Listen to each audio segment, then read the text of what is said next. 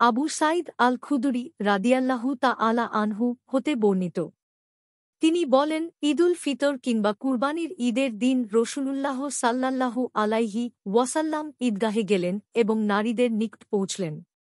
অতঃপর তাদের উদ্দেশ্যে বললেন, হে নারী সমাজ!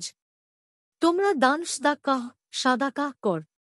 কেননা আমাকে অবগত করানো হয়েছে যে জাহান্নামের অধিকাংশ অধিবাসী নারী সমাজেরই হবে। এ কথা শুনে তারা বলল, হে আল্লাহর রসূল! এর কারণ কি? তিনি সাল্লাল্লাহু আলাইহি ওয়াসাল্লাম বললেন, তোমরা অধিক মাত্রায় অভিসম্পাত করে থাক এবং নিজ স্বামীদের প্রতি অবজ্ঞা প্রদর্শন করে থাক। বুদ্ধি ও দীনদারিতে দুর্বল হবার পরও বিচক্ষণ ও সচেতন পুরুষদের বেউকুফ বানিয়ে দেবার জন্য তোমাদের চেয়ে অধিক পারঙ্গম আমি আর কাউকে দেখিনি। এ কথা শুনে নারীরা আরয় করল, হে আল্লাহর রসূল! বুদ্ধি ও দ্বীনের ব্যাপারে আমাদের কি দুর্বলতা রয়েছে? তিনি সাল্লাল্লাহু আলাইহি ওয়াসাল্লাম বললেন, একজন নারীর সাক্ষ্য কি একজন পুরুষের সাক্ষ্যের অর্ধেক নয়? তারা বলল, জি হাঁ।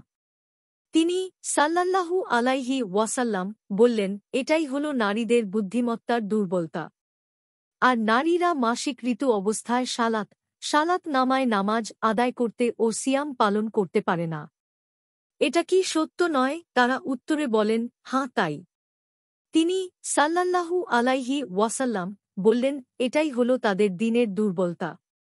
সহিহ বুখারী ৩০৪, মুসলিম ৮০, সহিহাও ১৯০, সহিহ আল জামি ৭৯৮০, ইরওয়া ৯২৪, মিশকাতুল মাসাবিহ ১৯। হাদিসটির মান সহিহ।